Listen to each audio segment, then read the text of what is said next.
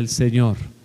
Bienvenido una vez más a este tiempo de alabanza, de adoración, de exaltación a nuestro Dios. Qué bueno es encontrarnos en un lugar así donde se adora a Dios, ¿verdad? Encontrarnos con hombres y mujeres que tienen un propósito en el corazón, darle a Dios la gloria y la honra. Muy bien, Jeremías 6:16, leamos lo que nos dice la Biblia. Dice la palabra del Señor de la siguiente manera: así ha dicho Jehová. Nótese que el instrumento que en ese momento se está en escena es Jeremías, pero Jeremías se asegura de enseñarle al pueblo que lo que él habla viene más allá de él, y es una palabra que venía de Dios. Dice: así dijo Jehová, paraos en los caminos y mirad y preguntad por las sendas antiguas, cuál sea el buen camino, y andad por él, y hallaréis descanso para vuestra alma. Amén. Puede sentarse, mi amado hermano, no deje de glorificar el nombre del Señor. Gloria a Jesús para siempre. Muy bien. Hoy quiero predicarle algo que lo he titulado Caminemos por la senda antigua. Mire al que tiene a su lado y dígale: caminemos por la senda antigua. Hemos leído un versículo de la Biblia, ¿sí? Un versículo de la Biblia que aparece en el Antiguo Testamento. Recuerde que cuando usted lea la Biblia y quiera comprender el mensaje de la palabra, es bueno que tenga en cuenta, por ejemplo, está leyendo un pasaje del Antiguo o del Nuevo Testamento. Hemos leído un pasaje del Antiguo Testamento, y en ese pasaje Dios utiliza al profeta Jeremías para darle una palabra, no a un pueblo que no conociera de Dios. Es una palabra para un pueblo que, entre comillas, conoce a Dios. Es una palabra frente a Jerusalén y frente a Judá. El pueblo, como le digo, que entre comillas conoce las cosas de Dios. Y la palabra que viene de parte de Dios a través de Jeremías es: párense en los caminos, miren y pregunten por las sendas antiguas. Algo así como: van a tener un momento de reflexión y van a preguntar por las sendas antiguas, cuál sea el buen camino. Luego dice: y van a transitar por ese buen camino y van a tener un descanso para su alma. La última parte no la quiero trabajar hoy, porque es algo muy triste, porque el pueblo dijo: no lo vamos a hacer. Entonces no quiero ver esa parte, porque quiero tomar es el principio que aparece en la primera sección del versículo. ¿Cuál es el llamamiento de Dios a su pueblo a través de Jeremías?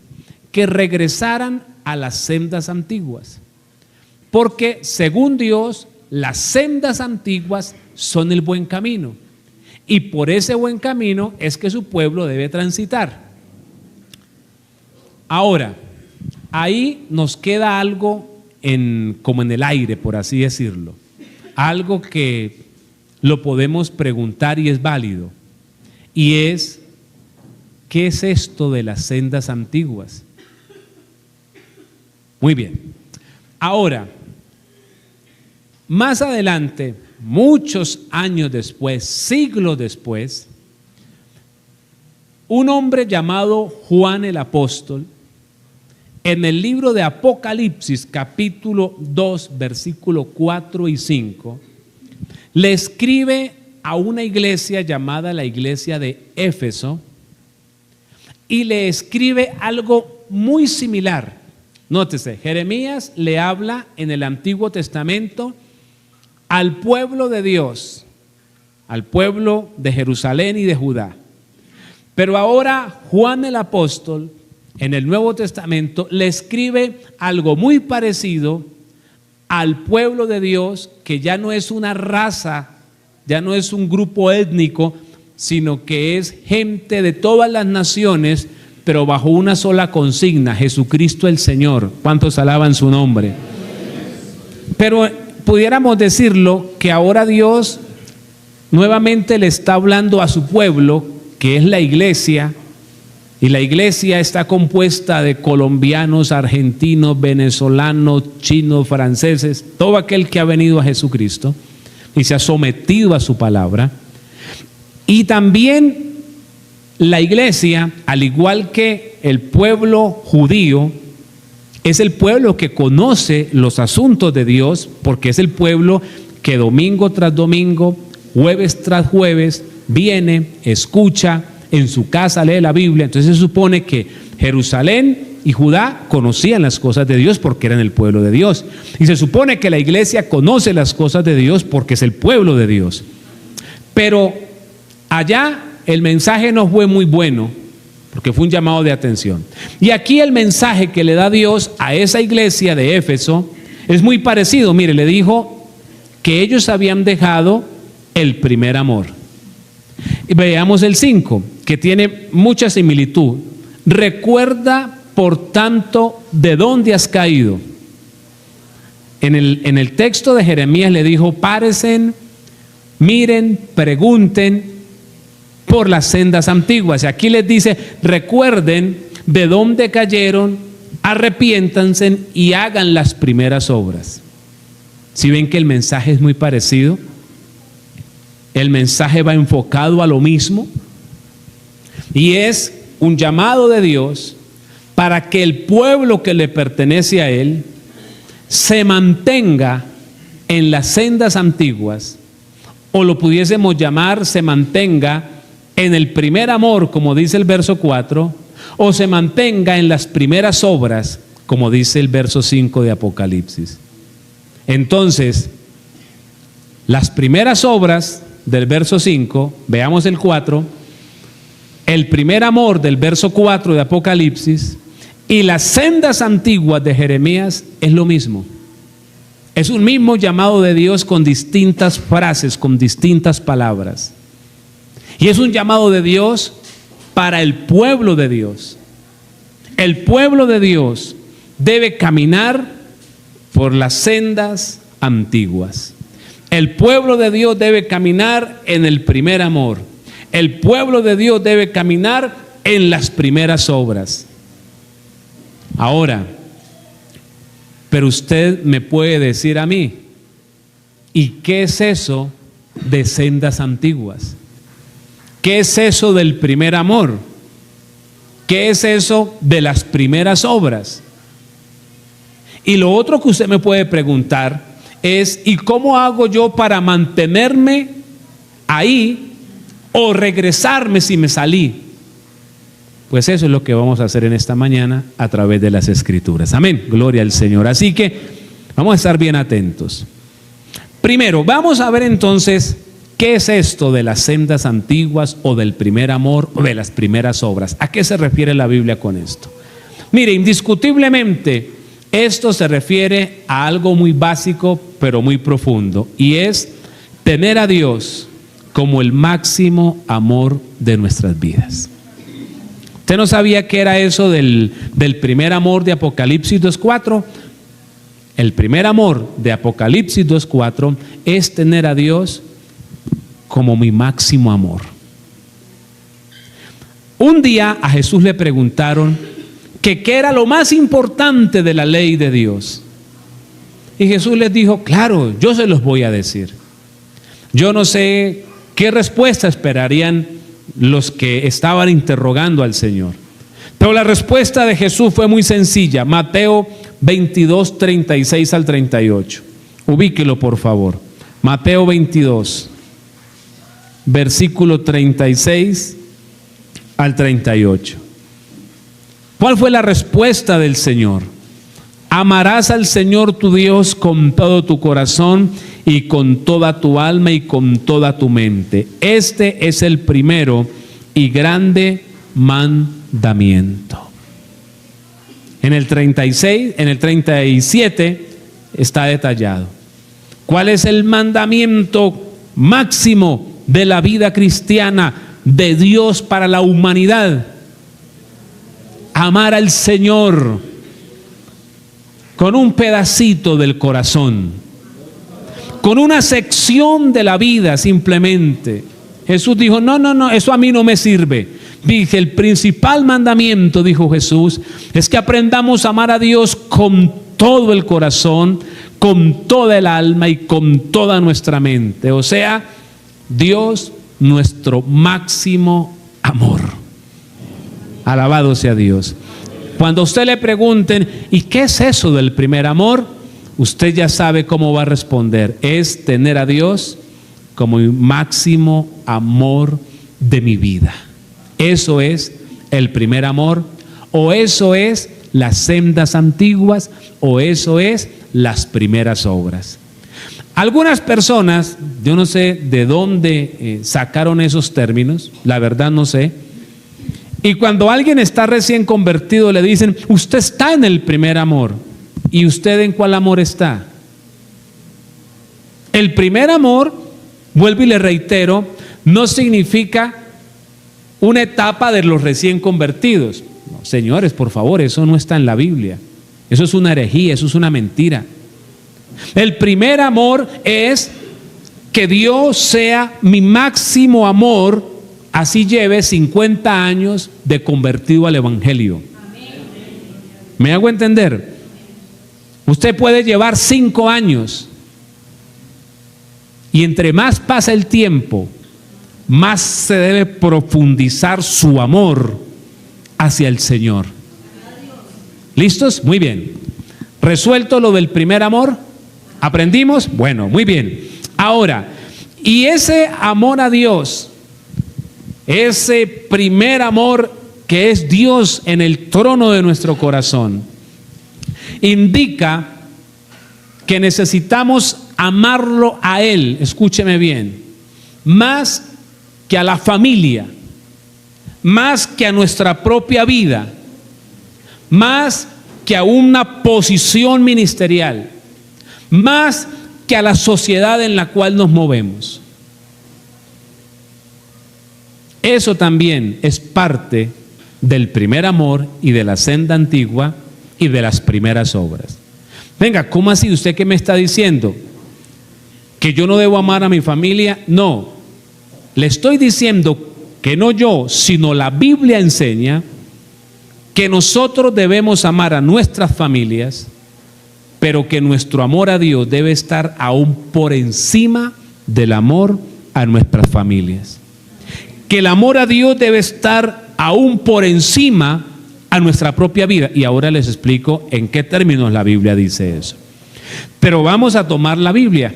Vamos a Mateo capítulo 10, verso 37. Observemos la Biblia, porque la Biblia es la palabra de Dios y la que tiene el poder de cambiar nuestros corazones. Mateo 10, 37. Mire lo que dice Jesús. Mire lo que dice el Señor en su palabra. El que ama a padre o madre, pero aquí aparece una figura literaria importante, más que a mí. No está diciendo que yo no voy a amar a mis padres, los debo amar. Pero Jesús dice que si yo amo a mis padres más que a Él, ¿qué sucede? Oh, no soy digno de Jesús. Fuerte. Y ya vamos a hacer una aplicación para que lo asimilemos mejor. Luego, ¿qué dice? El que ama a hijo o hija más que a mí, dijo Jesús, no es digno de Él. Venga, explíqueme mejor. Vamos a hacer una aplicación y ahí la comprendemos fácil. De una la acabamos de asimilar bien. Entonces, estos pasajes en la sociedad en la cual nosotros nos encontramos hoy tienen que ver más de pronto con un comentario y con una burla o con una mofa. Por ejemplo, usted llegó y le dijo a su mamá: mamá, yo le entregué mi vida a Jesucristo. Y su mamá le dice: ay no, mijo, eso es para bobos. Le van a quitar el sueldo. y ni siquiera trabajo tiene, ¿no? Y la iglesia le dio una bolsa de mercado. Bueno, pero entonces le van a quitar el sueldo. Y empiezan ahí. Entonces la persona dice, uy, sí, y me voy a poner brava con usted. No, yo no vuelvo por allá porque mi mamá se pone brava conmigo. Muy bien, eso es amar más a su mamá que a Jesús. Y usted está en todo el derecho de tomar esa decisión. O sea, usted está en todo el derecho de decir, no, yo prefiero quedarme allá, que mi mamá me consienta la cabeza y me dé palmaditas en los cachetes. Usted puede hacerlo, pero entiéndelo, si esa es su decisión, usted no es digno de Jesús. Lo dijo Jesús. O usted puede tomar la otra opción y decirle, no, mamá, ¿cómo se le ocurre? Que a usted ya no lo quiere. Pues si usted no me quiere, yo la sigo queriendo. Y ahora es cuando más la voy a consentir, porque la Biblia me enseña que la debo querer mucho, mamá. Y yo la había hecho ahora sufrir como un tremendo, pero ahora voy a cuidar antes de usted. Que no me gustan los evangélicos, pero yo a usted la quiero mucho, mamá. ¿Sí? Y sigo adelante con Cristo. Dice la Biblia muy bien, eso es amar al Señor más que a padre o madre. Y luego pone la similitud con los hijos. Y yo le puedo poner su esposo o su esposa. El caso es que cuando usted tenga que enfrentar un momento de esos, usted debe pedirle a Dios las fuerzas para decir, los quiero mucho, pero primero las cosas del Señor. Ahora, le voy a contar un secreto a voces. ¿Sabe qué sucede cuando usted, con la ayuda de Dios, se para firme en ese primer pulso? Ellos terminan respetando su decisión. Y después resultan diciéndole, oiga, ¿y usted que va por allá a la iglesia? ¿Por qué no me explica tal cosa que yo escuché por ahí? ¿Será que pueden hacer una oración por esta necesidad que yo tengo? Pero si usted no se para firme, usted va a quedar es como un evangélico endeble y mentiroso, que para donde sopla el viento, para allá se va.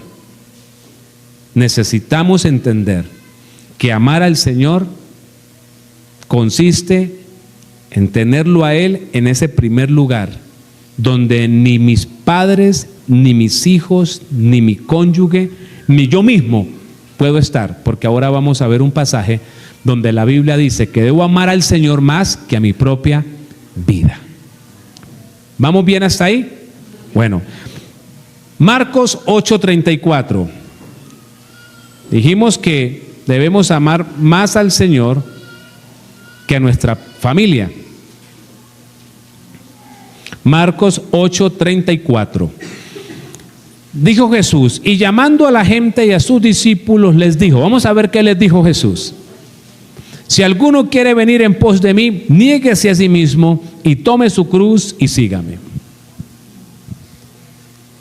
Tener a Jesús como el primer amor significa amarle más que aún nuestra propia vida. Y no es que el cristiano atente contra su vida, no es que el cristiano descuide su cuerpo, descuide su salud, no, no tiene nada que ver con eso. Tiene que ver con cosas como estas. Usted estaba acostumbrado a amarrarse la mamá de las borracheras los diciembres.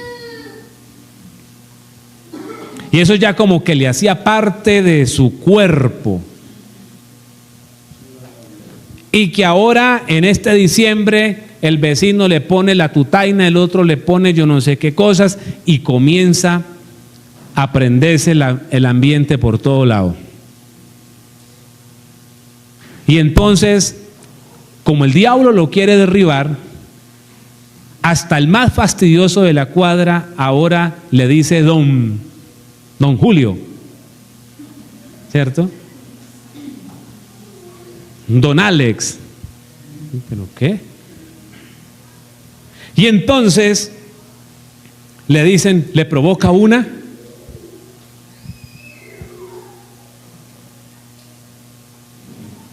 O la familia le dice, nos vamos para donde la tía Conchita, donde siempre armamos el parrandón de fin de año.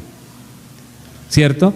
Y si, como nosotros vamos teniendo niveles de madureces, a veces el impacto de Dios es tan fuerte que eso muere de seco en nosotros. Pero hay personas que tienen ciertos procesos y como que los pies del evangélico solitos se le mueven, de pensar nomás en el cuento del parrandón que va a haber donde la tía Conchita, ¿cierto? Y como que, entonces, ¿qué pasa? El cuerpo, ¿cierto? Como que, guay, recuerda. Ahí donde usted tiene que decir, es necesario amar más al Señor que mi propia vida. ¿Cuántos alaban su nombre? Se lo digo hoy porque ya a partir de octubre es como si al diablo le soltaran la cadena, ¿oyó?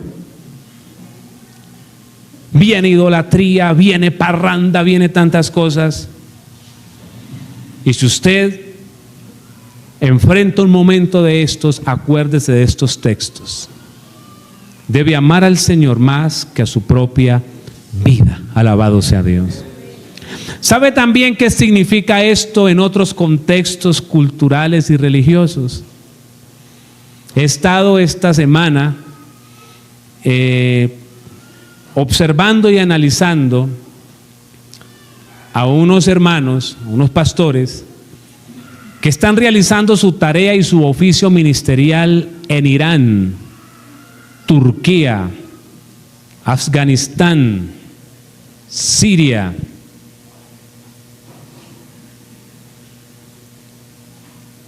Y ahí toma sentido este versículo. Porque ¿sabe qué pasa en Irán? Si a usted le encuentran una Biblia, 8 años de cárcel, según los informes de estos pastores de iglesias en esos lugares.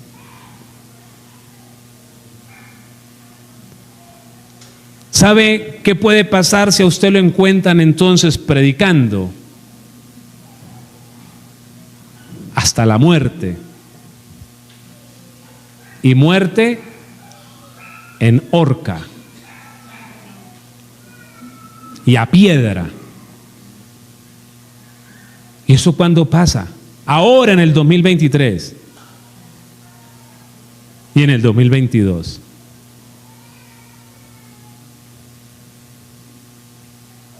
A la esposa de este pastor, él es un argentino, y ella es iraní.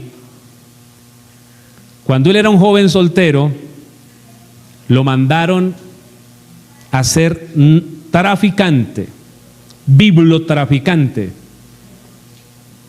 a pasar Biblias de contrabando, a traficar Biblias para esos países cerrados al Evangelio. Y estando allá conoció a pastores y pastoras de esas naciones.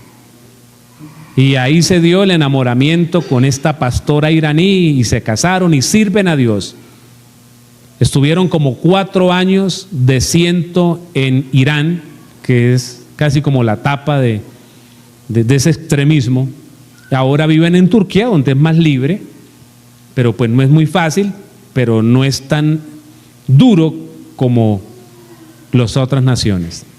Su esposa ha estado 3 veces encarceladas por causa de su fe en el Señor. Eso se llama amar más a Jesús que a nuestra propia vida. No tiene que ver con no estudiar, con ya ni comprarme ropa buena, ni con hacer daño contra mi cuerpo. No. Tiene que ver con esto. ¿Sabe que escuchar ese tipo de testimonios hacen que uno reflexione a profundidad sobre el papel y el desempeño de la iglesia en nuestro contorno? Hace que uno reflexione y diga cuál es el cristianismo que yo estoy profesando frente a esta gente que está dando literalmente su vida por amor a Jesucristo. Esta gente no se está arrodillando a sabiendas de que hay prisión y muerte. Dios y nosotros, con todo respeto se lo quiero decir, pero mire que yo no le estoy diciendo a ustedes, nosotros la iglesia suramericana y norteamericana, ¿sabe ante qué nos arrodillamos y nos acobardamos? Ante una cerveza, ante unas faldas cortas, ante un bobazo ahí que viene a enamorar a las muchachas y es inconverso y se las lleva.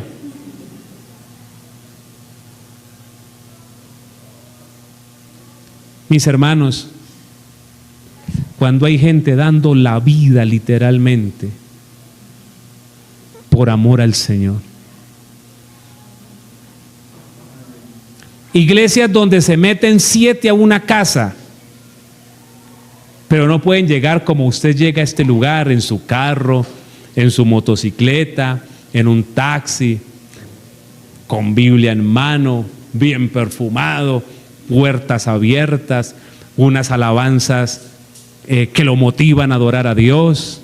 No, hay que pararse en la esquina, hacerse el disimulado y de repente entrar a una casa e ir a un sótano. 10 minutos tarde llega otro, y 6 en culto y uno por la rendija de la puerta mirando que no venga la policía, porque es que el dilema es que su ley es esa. Ni siquiera es por ahí un ladrón que llamo a la policía que me defienda, no, es que la ley prohíbe eso. Y uno solo canta: bendeciré al Señor por siempre. Y los otros. Y dice el hermano que un día en una iglesia de estas clandestinas le dijeron al hermano: lo tenemos disciplinado, él cantó la semana pasada o el mes pasado, pero lo tenemos disciplinado. Y el pastor dijo que haría adulterio, fornicación. No, cantó muy duro y casi los expone. Entonces, usted ahora no dirige los coros porque está cantando muy duro y hay que hacerlo suave. Parecidas a las cositas que pasan hoy con los de las alabanzas en las iglesias. ¿Sabe? Un pastor amigo un día tuvo que ir y descubrir que todo un grupo de alabanza se iba para una taberna a tomar licor. Ese hombre no podía creer que eso fuera cierto, pero fue cierto. Qué triste, ¿verdad? Son cosas tan dolorosas. Vuelvo y le digo, nos estamos rindiendo ante cosas tan insignificantes cuando hay gente que sabe bien lo que significan estos versículos de la Biblia. ¿Sabe qué tienen que hacer muchos de ellos? Cuando llega una Biblia, despedazarla. Usted se lleva una parte, usted la otra, usted la otra, y se la saben de memoria. Porque como en cualquier momento rapan las Biblias, hay que tener las Biblias en la mente para poder seguir evangelizando. Y sabe que el Señor está haciendo cosas tan poderosas en esos lugares que Él se está revelando a estos musulmanes. La mamá de la pastora, que a los cuales he estado escuchando, cuando ella le dijo: me convertí, mamá, por amor y porque era su hija, no la denunció. Pero ella le dijo: no me hable. Ya le tocó silencio. Ya solo oraba por su mamá. Y un día, mientras su mamá hace una de esas oraciones diarias que ellos hacen, está postrada, mientras está orando a su Dios, porque no es el mismo Dios de la Biblia, para que lo sepan, que no es lo mismo. Frente a esta mujer se apareció un personaje con pies de bronce muy alto, solo le pudo ver hasta acá, con un cinto dorado, y le dijo: yo soy el camino, la verdad y la vida, sígueme. Y esa mujer se agarró en lágrimas. Y le dije a su hija cristiana: hija, me pasó esto. Y ella le dijo: mamá, ¿puedo sacar mi Biblia? San Juan 14, yo soy el camino, la verdad y la vida. ¿Quién es ese? El Dios del Corán. Le dijo: no. ¿Qué estamos leyendo, mami? La Biblia. ¿Quién es? Jesús, el Dios de la Biblia. y esa mujer se convierte a Jesús. Así está haciendo el Señor con muchos musulmanes. Se revela a ellos en visiones, en sueños. Es una cosa bestial, hermano. Pero el precio que está pagando el que conoce es alto. Pero pagan el precio y se está viendo el fruto porque se está multiplicando el cristianismo de una forma acelerada en esos lugares. Ahora me hice entender un poco mejor lo que significa amar al Señor más que nuestra propia vida. Bendito el nombre del Señor. Hay que amar al Señor más que a la sociedad, más que las posiciones ministeriales.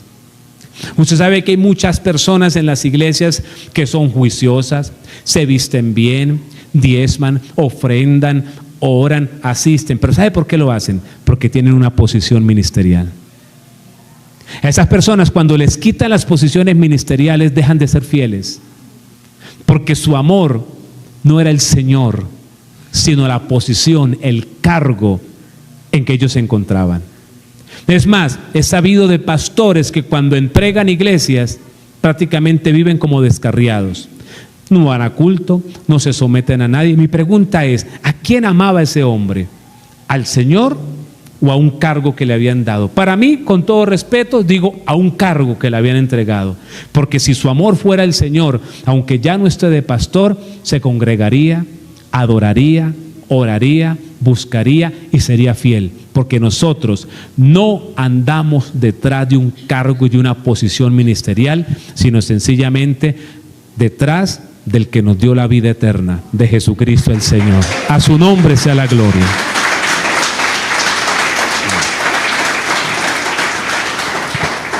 Mira, hay gente que ama más aún la posición que tiene en la sociedad. Entonces, ay, ¿qué dirá mi amigo? ¿Qué dirá mi amiga? ¿Qué dirá este? ¿Qué dirá aquel? Y se detienen. Vuelvo y le digo, usted lo puede hacer, pero entienda que si esa es nuestra decisión, Jesús dijo que no somos dignos de Él. Lo dijo Jesús. No lo estoy diciendo el predicador, yo estoy replicando y leyéndole a usted lo que la Biblia nos está enseñando. Hermano, usted todavía está pegado a modas mundanas, todavía está pegado a costumbres pecaminosas y dice que es que eso está como en su sangre. Mi hermano, usted tiene que amar más al Señor que a su propia vida. Hay que aprender a renunciar a esa vida mundana, hay que aprender a renunciar a esas cosas que están ahí, así sea tan pegadas a nosotros, porque es que ahí es donde decimos que hay un amor primeramente al Señor. Ahora, ya definimos esa parte. Vamos a la segunda interrogante que le planteé al comienzo. ¿Cómo me mantengo o cómo regreso si yo abandoné ese primer amor? Porque alguno dice, pastor, me identifico, el Señor ha hecho algo conmigo y siento que hay un fervor hacia mi Señor. Muy bien, usted tiene que mantenerse ahí. Pero de pronto alguien dice, mi hermano, yo no soy sino solo excusas y solo cuentos. Y la realidad es que yo ya no soy igual de ferviente que antes. Parece que me estoy saliendo o desviando de esa senda antigua. Entonces hay que regresar. Porque Dios quiere es que ahí nos mantengamos. Entonces lo que vamos a tratar ahorita es cómo me mantengo o cómo regreso. Mire, para poder nosotros mantenernos o regresar es con devoción y con servicio. Dígalo conmigo, con devoción y con servicio. Muy bien, devoción tiene que ver entrega y servicio, pensar en que el reino de Dios avance. Ahora, pero usted tal vez puede quedar en las mismas, devoción y servicio. ¿Y cómo lo aterrizo? Bueno, vamos a aterrizarlo. Porque yo dije, bueno, ¿qué hacía, por ejemplo, la iglesia primitiva de Hechos? ¿Y qué le dijo Dios también, por ejemplo, a Israel allá cuando lo sacó de Egipto y lo formó como nación? ¿Qué pasó ahí? Porque esas generaciones estuvieron en esos primeros pasos y estuvieron en esos primeros amores con Dios. ¿Y qué había ahí para aprender? Entonces yo hice eso y ahora vamos a aterrizar esa parte y es algo muy sencillo, pero práctico y real. Y si usted está dispuesto a hacerlo, usted mantendrá en las sendas antiguas. Si usted lo pone por obra, usted va a mantenerse en el primer amor Y usted va a mantenerse, mi amado hermano, en las primeras obras. ¿Qué es lo primero? Deuteronomio capítulo 6, versículos 5 al 9. Recuerde que nuestros hermanos en ciertos lugares del mundo se aprenden no el orden de los libros de la Biblia, sino libros de la Biblia, por causa de la necesidad que hay. Yo decía, el miedo a la muerte abre hasta la inteligencia de las personas. Si usted estuviera allá, ya se sabría al menos Judas, que es un solo capítulo, o Tercera de Juan, que también es un solo capítulo. Sí podemos llenar nuestra mente de palabra de Dios. Amén. Y Deuteronomios capítulo 6, versos 5 al 9 dice: y amarás a Jehová tu Dios de todo tu corazón y de toda tu alma y con todas tus fuerzas, fue lo que Jesús declaró. Y estas palabras que yo te mando hoy estarán sobre tu corazón, y las repetirás a tus hijos, y hablarás de ellas estando en tu casa y andando por el camino, y al acostarte y cuando te levantes. Y las atarás como una señal en tu mano y estarán como frontales entre tus ojos. Y las escribirás en los postes de tu casa y en tus puertas. ¿Sabe qué es lo primero que debemos hacer? Debemos tener una vida donde Dios esté presente en nuestras casas. Porque hay mucha gente que solo piensa y solo dedica tiempo para Dios en un templo. Pero resulta que Dios le dijo a Israel que la casa debería ser un lugar donde se adorara, se orara y se enseñara la palabra. El primer paso para mantenernos en las sendas antiguas tiene que ver con invitar la presencia de Dios a nuestras casas. Alabado sea Dios. Que nuestras casas sean lugares de oración. Que nuestras casas sean lugares de adoración. Que nuestras casas sean lugares donde hay palabra para nuestras esposas y para nuestros hijos. Y si usted es mamá soltera, de usted para sus hijos. Y si usted es un joven soltero, de usted para su propia vida, para su propio corazón. Y nosotros tenemos ese proyecto y a veces no lo hemos visto bien. ¿Cuántos están haciendo iglesia en casa? ¿Y el resto van a otra iglesia? Ahí parte el salirnos de las sendas antiguas. Mira, el Evangelio no tiene cosas súper complicadas que uno no las puede entender. El Evangelio tiene cosas sencillas y prácticas que se deben poner por obra. El único requisito es que se pongan por obra. Y si se ponen por obra, las cosas salen bien. Bendito nuestro Dios. Hay que levantar el altar en nuestras casas. Mire, cuando usted observa, Abraham era un hombre que él llegaba y lo primero que hacía a un lugar donde él llegaba era levantar altar a Jehová. Ahí estaba el secreto de la bendición. Levantar altar para Dios. Usted tiene que levantar altar para el Señor en su casa. Usted lo puede hacer a las 5 de la mañana, 4 de la tarde, 8 de la noche, 10 de la noche, 3 de la mañana, 1 de la mañana.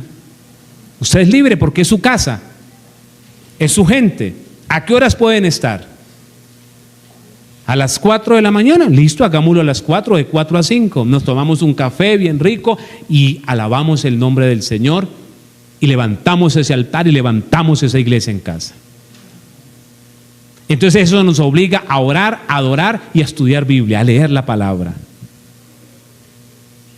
Y su gente se acostumbra a que en su casa se alaba y se glorifica al Señor nuestro Dios.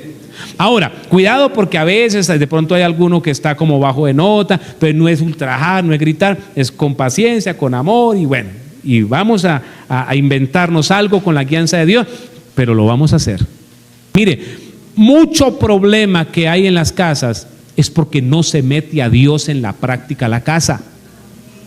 O sea, hermano, muchas de las cosas que están pasando es porque dejamos de meter a Dios en la casa. Entonces los muchachos comienzan a salir con cosas, entonces en el hogar hay situaciones que se empiezan a desajustar. ¿Por qué? Porque dejamos de invocar a Dios en nuestra casa. Pensamos que estamos haciendo las cosas, pero cuando nos sentamos y analizamos decimos, no, pero es que aquí no estamos haciendo nada en realidad como núcleo para Dios en nuestra casa. ¿Cómo hago para mantenerme en las sendas antiguas? Una vida de devoción y de servicio. ¿Y eso cómo se traduce? Teniendo y dando lugar a Dios en mi casa. ¿Listo? Dándole lugar a Dios, ¿a dónde? En mi casa. Mire, escúcheme bien, que mi mamá no quiere nada con Dios. Camine usted, joven, señorita. Que mi papá no quiere, camine usted. Ame más a Dios que a su papá y a su mamá y a su propia vida. Actívese, por favor, en el nombre de Jesús. La Biblia dice que la iglesia primitiva llevaba la palabra también a las casas. No solamente se quedaba con la palabra en su casa, sino que la llevaba a las casas. ¿Quieren observarlo? Vamos al libro de Hechos 5:42. Hechos 5:42. Mire. Y todos los días en el templo y por las casas no cesaban de enseñar y predicar a Jesucristo. No nos podemos quedar quietos, hermanos. El tiempo se acaba, Cristo viene, las almas se pierden y la libertad que nosotros tenemos en otros países la añoran a gritos, amados hermanos. Esta pastora una vez viene a Bolivia y cuando ve que hay una cantidad de gente afuera con Biblia, le dice al esposo, y la policía no viene. Sí, entonces le dijo, no, porque él es argentino. Le dijo, no, nosotros no tenemos esa complicación acá, aquí es libre. Dijo, ¿y todos traen la Biblia? Dijo, sí, porque allá a veces hay que tener una para toda la iglesia, o esperar hasta 5 años que un contrabandista de Biblias logre meter una Biblia. Para ellos esto que tenemos acá, para ellos esto es una locura, hermanos. Para ellos esto es algo, mejor dicho, es oro. Bendito nuestro. Y entonces nosotros debemos aprovecharlo. Entonces la senda antigua tiene que ver con meter a Dios en mi casa de una manera práctica, con compartir palabra con aquel que no conoce y con compartir una vida de congregación. Óigame bien. ¿Con qué más? Con compartir una vida de congregación. Hay algo que se le está olvidando a mucho cristiano y es congregarse, asistir a culto. Cristianos que pasan hasta un mes sin asistir a culto. Y no porque estén enfermos, sino porque se ocupan en cualquier otra cosa. Y muchos, hasta liderando, dejan de congregarse. Y aparecen cuando deben cumplir un compromiso de liderazgo de servicio. Perdóneme, ¿usted cree que eso es senda antigua? Creo que eso no es senda antigua. Necesitamos congregarnos. Hebreos 10:25, ¿qué dice la Biblia? ¿Qué dice la Biblia? Ayúdeme a leer usted y me ayuda a predicar.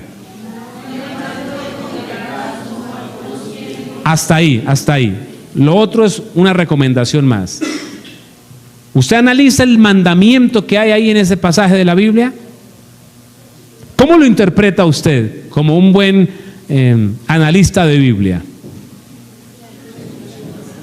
que debemos congregarnos, que lastimosamente hay gente que tomó la costumbre no sana de no congregarse. Necesitamos congregarnos. Pastor, pero si es que yo en mi casa, mire, yo hablo en lenguas, yo danzo, yo lo felicito, así tiene que ser, pero me viene a culto también. ¿Sabe por qué? Porque yo en la Biblia veo a unos toros del evangelio llamados Pedro y Juan, que los tipos un día le dijeron a un paralítico: en el nombre de Jesús levántese, y el tipo se levantó y caminó. ¿Y sabe qué hacían esos toros del evangelio? Iban a culto. Hechos capítulo 3 versículo 1, por favor. Hechos capítulo 3 verso 1.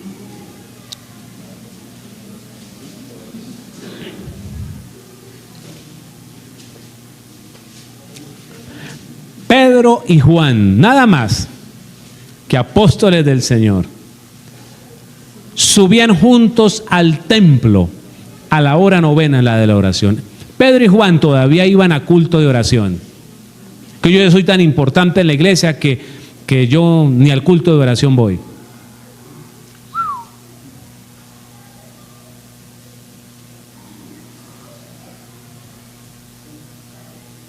Solo quiero hacer una pregunta. Hablo con la gente más antigua, aún con líderes. ¿Cuánto hace que usted no viene a un culto de oración? Se lo dejo ahí.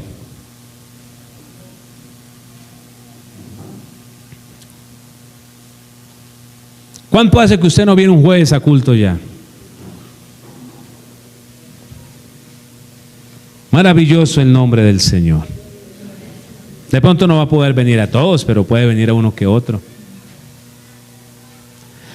Ahora, vida de, ¿y por qué eso? Bueno, Dios primero, si lo dice, Él sabe por qué. Pero ¿sabe por qué? Porque ahí en esa vida de congregación es donde aprendemos a perdonar. ¿Usted sabía que cuando nos reunimos interactuamos, y como interactuamos de repente hasta nos podemos equivocar los unos con los otros? Y ahí en esa equivocación es donde Dios pule y nos enseña a que debemos perdonar a nuestros hermanos. Hay gente que no viene a culto porque no quiere que lo miren, porque es que en la iglesia hay gente hipócrita. ¿Hay en la cantina no hay hipócritas? ¿Y en el colegio no hay hipócritas? ¿Y en la universidad no hay hipócrita? ¿Y en la empresa donde usted está no hay hipócrita? ¿Y por qué no renuncia entonces a la empresa? Porque le aseguro que pueden haber hipócritas allá. Nos vamos a dejar de hablar tantos cuentos y vamos a aterrizar las cosas como son. Lo que pasa es que comenzamos a dejar el primer amor. Lo que pasa es que comenzamos a menguar en nuestra pasión por el Dios del cielo. Lo que pasa es que comenzamos nosotros mismos a trabajar nuestra mente y nosotros mismos comenzamos como a darnos ahí recetas extrañas para tratar de calmar nuestras conciencias. Pero hoy le vengo a revolcar su conciencia en el nombre de Jesús. Hoy le tengo que decir, mi hermano, así no son las cosas. Necesitamos caminar por sendas antiguas, por sendas de iglesia en casa, por sendas de cultos de familia y por sendas de vida de congregación. Amén. Y aquí no hay niños bonitos. Si se equivocaron, perdone a su hermano, así como Cristo lo perdonó a usted. Y si usted va a dejar de venir a la iglesia porque alguien se equivocó con usted, muéstreme su carta de renuncia a la empresa, porque hay alguien también se ha equivocado con usted. Alabado sea Cristo el Señor. ¿Qué va a ser el día que yo le pegue un regaño injustificadamente? En cualquier momento puede pasar, porque yo soy un ser humano. Y a veces el cunchito de sangre que tengo se me alborota porque tengo muchas cosas encima, y de pronto usted ese día, ¿qué fue? Entonces, ¿qué va a hacer? ¿Me va a perdonar o va a salir corriendo? Tenemos que perdonarnos, porque somos... Mire, Colosenses capítulo 3, verso 12 al 13, la Biblia dice que debemos soportarnos y que debemos perdonarnos como el Señor nos perdonó. Tenemos que perdonarnos. Mire, mi hermano, el primero que aprende a perdonar es un pastor, porque la gente le hace unas más grandes que otras, dice mi mamá. ¿Oyó? Y hay que perdonar. Necesitamos perdonarnos. Mire, si usted tiene algo contra su hermano, hoy antes de irse, eso sí, lo invita a comerse una arepa con chocolate afuera, ¿sí? Y le dice, venga, vamos a comernos esta arepa con chocolate y vamos a arreglar este chicharroncito de una vez, porque yo lo tengo que perdonar y usted me tiene que perdonar porque soy su hermano. Alabado sea Cristo. Amén. ¿Listo? Y si no me perdona, pido otra tanda de arepa con chocolate y le toca pagarla a usted. Entonces, usted me dirá cómo sale mejor la cosa. Alabado sea Cristo el Señor. Amén. Porque es que, llegó fulano. No. Ese cuentico, eso no va. En las cosas del Señor eso no es así, mi hermano. Amén. Somos nuestros hermanos. Mira el que tiene a su lado, él es su hermano en Jesús. No, pues tiene la mujer al pie. No, mira otro desconocido. ¿Sí? Él es su hermano en Cristo. Yo le pregunto, ¿usted descansa cuando sabe que hizo algo que no era correcto y la persona lo perdonó? ¿Usted descansa? Pues también haga que otro descanse, aprenda a perdonar. Uno a veces se equivoca y uno queda, ay, Dios mío, qué vergüenza. Pero qué bonito que ese hermano le dice, tranquilo hermano, yo lo perdono, no se preocupe, nos equivocamos. Uy, usted como que le vuelve el alma al cuerpo. Pues haga lo mismo. Amén, haga lo mismo. Gloria al nombre del Señor. Ahora, ¿para qué el Señor dice que nos congreguemos? ¿Sabe qué? Para ser disciplinados. Uy, de verdad, sí Señor. Vamos a ver dos textos de la Biblia. Primera de Tesalonicenses 5:14. Vamos a leer la primera parte de ese verso nada más. Primera de Tesalonicenses 5:14. Mire, una de las cosas que pasan cuando nos congregamos. Dice, también nos rogamos, hermanos, que amonestéis a los ociosos.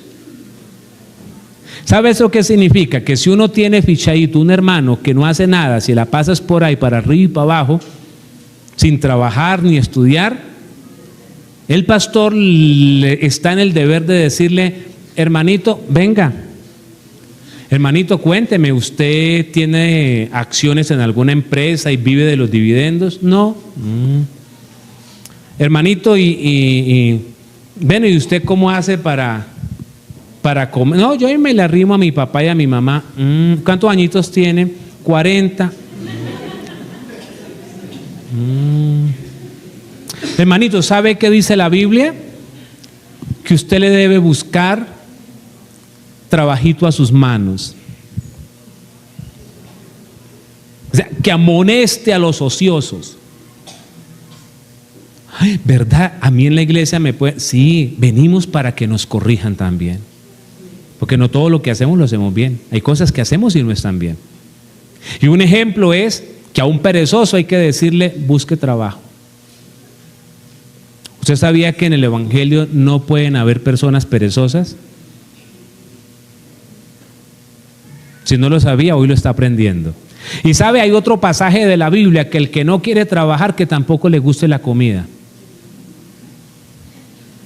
O sea, si usted tenía un problema en casa, que le llegó un primito de esos que a veces saben llegar a las casas y que parece una señorita bonita, no tiene las uñas más organizadas que cualquier señora, ¿y cierto? Y el hombre ahí como que apenas se levanta, bosteza, desayuna y se desocupa y vuelve y almuerza y ya es una persona hecha y derecha. Usted tiene que sentarlo y decirle, primito, yo a usted lo quiero tanto. ¿Sabe? Yo lo quiero tanto que le quiero ayudar a conseguir trabajo. No, pero usted me está humillando. No. Consiga trabajo y aporte con algo, y si no, mire qué hace. Eso lo enseña la Biblia. Bendito sea el nombre de nuestro Dios. Primera de Timoteo 5:20 dice que cuando alguien persiste en pecar, se puede reprender delante de todos para que los demás también teman. Eso es senda antigua. Gloria a Jesús. Pero nos congregamos también para ayudarnos. La Biblia dice que no nos podemos olvidar de la ayuda mutua. ¿Cuántos en alguna oportunidad le han hecho un favor a un hermano? ¿Cuántos de ustedes le han hecho un favor a algún hermano en alguna oportunidad de la iglesia? ¿Sí o no? Háceme la mano que un amén no se ve. ¿Cuántos le han hecho un favor a un hermano? Bien. Si usted no le ha hecho favores a un hermano, miren que puede servirle a un hermano. Amén. ¿Cuántos han recibido en algún momento un favor de algún hermano? Ah, bueno, yo también. ¿Listo? Nos reunimos para restaurarnos. Cuando alguien peca y se arrepiente y se humilla, hay que restaurarlo. Nos reunimos para ayunar. Esa costumbre se está perdiendo. Nos reunimos para ayunar. Hechos 13:2 dice que se había reunido apóstoles, profetas y estaban en ayuno. Entonces, recordemos que la senda antigua tiene que ver no con extremismos ni con legalismos, sino tiene que ver con tener iglesia en casa, tiene que ver con compartir en otras casas la palabra y tiene que ver con mantener una vida de congregación. Si estos elementos están juntos, habrá devoción y habrá servicio. Y si hay devoción y hay servicio, eso mantiene nuestros pies en el camino correcto. Alabado el nombre del Señor.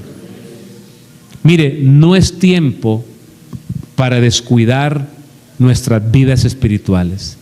Es tiempo para caminar humildemente agarrados de la mano del Señor.